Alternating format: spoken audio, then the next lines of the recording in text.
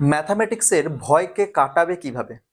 দেখো, ম্যাথামেটিক্স এমন একটা সাবজেক্ট যে এর জন্য কিন্তু খুব বিশাল কিছু মনে রাখতে হয় না, কিন্তু যার উপরে এই ভয়টা একবার বসে গেছে তাকে কাটাতে গেলে তিনটে আমি মেন কারণ বলবো কেন হয়েছে, আর তিনটে তার সলিউশন বলবো।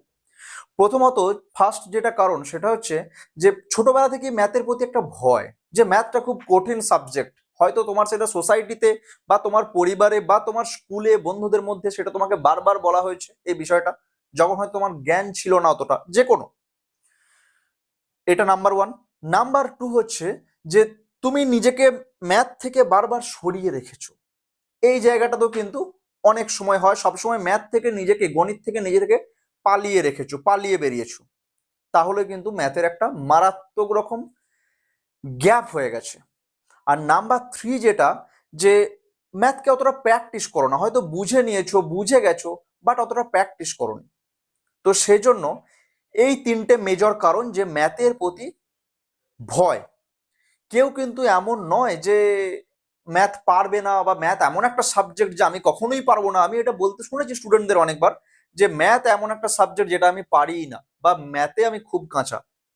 ওকে, কিন্তু এইটা সম্পূর্ণ ভুল ধারণা। ম্যাথ এমন একটা সাবজেক্ট যেটা প্রত্যেকে করতে পারে, যে কোনো স্টুডেন্ট করতে পারে, যত মেরিট তার কম হোক, মেরিট বেশি হোক, ডাজন্ট ম্যাটার। ওকে, এবারে বলবো যে কিভাবে, তিনটে মাত্র পথ যে কিভাবে তুমি ম্যাথকে একদম নিজে করায়ত্ত করতে পারবে। নাম্বার ওয়ান যেটা, যে ক্লাস করো, একটু ক্লাস। কেন ক্লাস বলছি? না, ফাউন্ডেশনটাকে আগে ম্যাথের রেডি করতে হবে। তার কারণ হচ্ছে, দেখো, যে তোমার স্কুল লেভেলে হোক, কলেজ লেভেলে হোক, আমি স্কুল লাইফের কথাই বলছি, বিকজ কম্পিটিটিভ এক্সামে স্কুল লেভেলের ম্যাথটাই লাগে ক্লাস 10 পর্যন্ত। ওকে, তো সেই সময়ে তোমার যে গ্যাপটা, সেই গ্যাপটাকে যদি মেটাতে হয়, একমাত্র ক্লাস তোমাকে মেটাতে পারবে। ফাউন্ডেশনটা প্রয়োজন, নাম্বার ওয়ান। এবারে একটা জিনিস দেখো, যে আমরা এই 5 বছর ধরে যেটা দেখছি উত্তরণে, অনেক ছেলে মেয়ে কিন্তু ক্লাস করে, রেগুলার ক্লাস করে, তার সত্ত্বেও সে ম্যাথে নিজেকে রেডি করতে পারছে না। আবার অনেকে করে ফেলছে।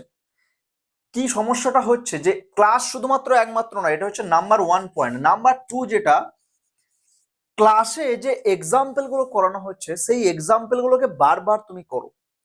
দেখো, ম্যাথ অনেকে আছে যারা ক্লাস করছে, কিন্তু প্র্যাকটিস করার সময় সে যখন একটা অন্য অঙ্ক করতে যাচ্ছে, সে কিন্তু করতে পারছে না।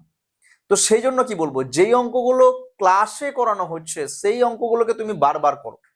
বারবার তুমি যে কোনো জায়গায় ক্লাস করতে পারো, যা খুশি করতে পারো, বাট তুমি যেটা ফাউন্ডেশনে করছো, সেই অঙ্কগুলো, সেই উদাহরণগুলোকে বারবার করো। এরপরে দেখো, এই যে এক্সাম্পল গুলো তুমি করছো, এই এক্সাম্পল গুলোর সঙ্গে এই একই ধরনের অঙ্ক করো। একই ধরনের প্রবলেমকে তুমি, সেটা বই থেকে হতে পারে, বা সেটা তুমি হোমওয়ার্ক থেকে হতে পারে, যে কোনো জায়গা থেকে সেই একই ধরনের প্রবলেমগুলোকে বারবার বারবার রিপিট করো। মনে হতে পারে যে এটা আমি পারবো করতে, ঠিক আছে, আমি এটা করেছি অনেকবার, ঠিক আছে, আবার করো। তুমি যেটা পারবে, হয়তো তুমি যখন পারছো না, খাতাটা নিয়ে নাও, পুরোনো খাতাটা একটু দেখে নাও, সেই খাতাটা দেখেও করো, বাট আবার করো। যখন তুমি একই অঙ্ককে বারবার বারবার করতে থাকবে না, দুবার, তিনবার, পাঁচবার করতে থাকবে, তখন তুমি যে বুঝতে পারবে যে কিভাবে ওই অঙ্কটা হচ্ছে। আর এটা জানানো কিন্তু জরুরি, যে এই বিষয়টা যে কিভাবে অঙ্কটা হচ্ছে। ওকে, আর একটা যেটা নাম্বার থ্রি, এই নাম্বার থ্রি পয়েন্টটা খুব ইম্পর্টেন্ট। কি না, এটা হচ্ছে তুমি যদি ম্যাথ কাউকে শেখাতে পারো, বোঝাতে পারো, তুমি তোমার বন্ধুকে একটু বোঝালে যে কিভাবে ম্যাথটা হচ্ছে, তুমি যেই অঙ্কটা করতে পারো তুমি সেটাই যদি একটু বোঝাও, হয়তো তোমার বন্ধু বলো, ভাই বলো, বোন বলো, বাড়ির যে কেউ, যে কাউকে, যদি তুমি সেই বিষয়টা একটু বোঝাও, অন্য কাউকে শেখাও, তুমি যেটা শিখেছো, তুমি কিন্তু সেই বিষয়টার উপরে একদম মাস্টার হয়ে যাবে। তো ম্যাথের যদি এই তিনটে নিয়ম তুমি ফলো করো, তাহলে ম্যাথ নিয়ে আর তোমার কোনো জায়গায় সমস্যা থাকবে না। কিন্তু ওই যে ম্যাথ হচ্ছে বিষয়টা কি, যে তুমি ছোটবেলায় যেমন সাইকেল চালানো শিখেছিলে, ম্যাথটা অনেকটা ওই সাইকেলিং এর মতো। যদি একবার শিখে যাও, তাহলে কিন্তু আর কখনো ভুলবে না। কারণ ম্যাথের যেটা একটা প্রসেস, লাস্ট একটা প্রসেস বলবো, যে কিভাবে ম্যাথ হয় এটা একটু দেখে নাও। যে কোনো ম্যাথ, ম্যাথের বিষয় কি না, একটা অঙ্কের মধ্যে তোমাকে কি দেওয়া আছে, ডাটা দেওয়া আছে, কিছু ডাটা দেওয়া আছে, ঠিক আছে, তথ্য কিছু দেওয়া আছে।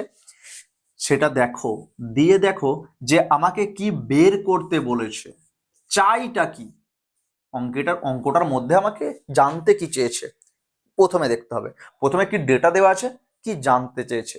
এরপরে তোমার যেটা কাজ, যে এই রিলেটেড তুমি কি ফর্মুলা জানো। ফর্মুলা মানে কিন্তু মুখস্থ নয়, বারবার বলছি, মুখস্থ তো কিছু করতে হবে, বাট ফর্মুলা মানেই মুখস্থ নয়। যে এই ডেটা রিলেটেড যেটা জানতে চেয়েছে, এর জন্য আমার কাছে কি ইনস্ট্রুমেন্ট আছে। ফর্মুলা মিন্স হচ্ছে ইনস্ট্রুমেন্ট, যন্ত্রাংশ।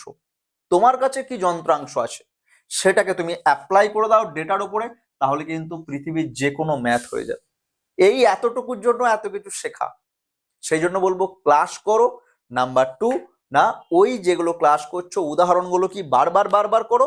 নাম্বার 3, সেটা তুমি কাউকে একটু শেখাও। তোমার কিন্তু ম্যাথ একদম ক্লিয়ার। ওকে, তাহলে আজকে এ পর্যন্ত।